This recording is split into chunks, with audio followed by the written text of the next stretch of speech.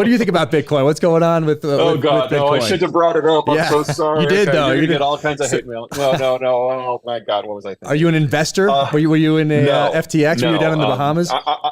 I'm of the general view that not all of Bitcoin is fraud. Some of it's just a pyramid scheme. There's no use case. I think this is going to be kind of like Betamax a few years from now, that people will look back on it and it's just, why did we ever think that was a good idea? Betamax had better quality than VHS, I think, back in the day. Okay, let's go with Beanie Babies. How about that?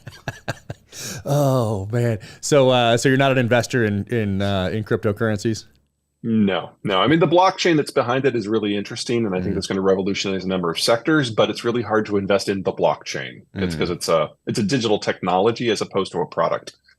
Speaking of products, though, EVs. So I know you're not a fan. What's what's going on with EVs, and why aren't you a fan? I think I know, but maybe let everybody else know. So two problems. Number one, most EVs in most places are not green at all. The places that we have chosen to do the processing and the way we do the processing is very soft coal intensive.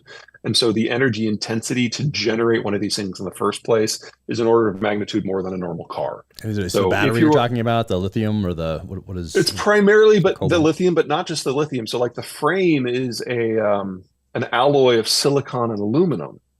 And most of this stuff is processed in China with coal. With silicon, you basically bake it with coal until everything that's not silicon boils away.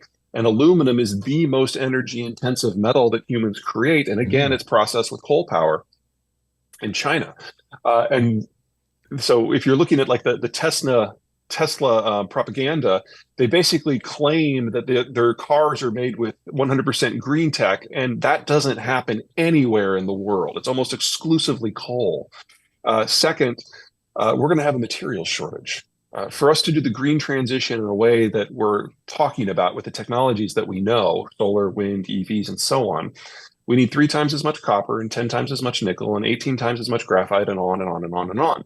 And humanity has never in 6,000 years doubled the amount of any industrial material that we already had in use ever. And we're going to do this now for 12 different materials, and we're going to do it without Russia, and we're going to do it without China. Bullshit. So we need to look within the constraints of what we actually have and might be able to build out in the next 10 and 20 years. And then we need to take a really hard look, not just at the economic footprint, but the carbon footprint of the technologies in question. And we're going to have to do something we really don't like to do in this country. Make some choices. And putting solar where it's sunny, slam dunk, do that. Putting wind where it's windy, slam dunk, do that. With EVs, maybe some fleet vehicles in communities where it's sunny or windy. So Phoenix, sure. Denver, sure. You drive an EV and you put up solar panels in New York, you have increased your carbon footprint with those choices. And since we're not going to have enough materials to do this at scale anyway, we're going to have to choose where to put this stuff. Now, the environmental movement is moving this direction. And I actually have to say I'm a little impressed because they're not a group that is known for making long-term math-based decisions.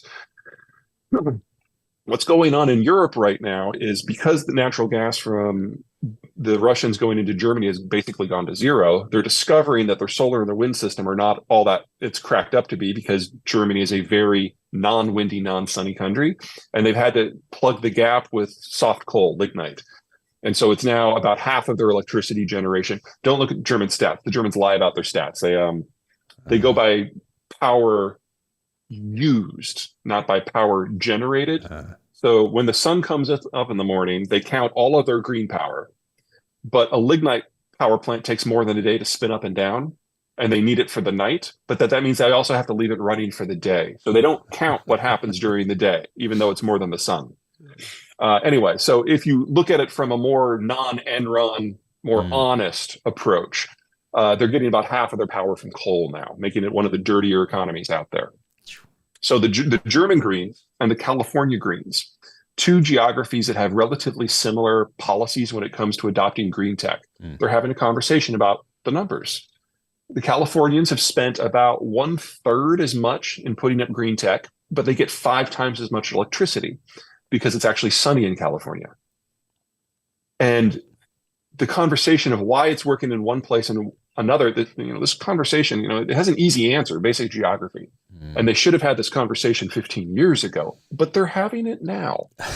And as it becomes obvious that we're not going to have as much zinc and lithium and the rest, we're going to have to choose where this stuff goes. And it's not going to go in Germany.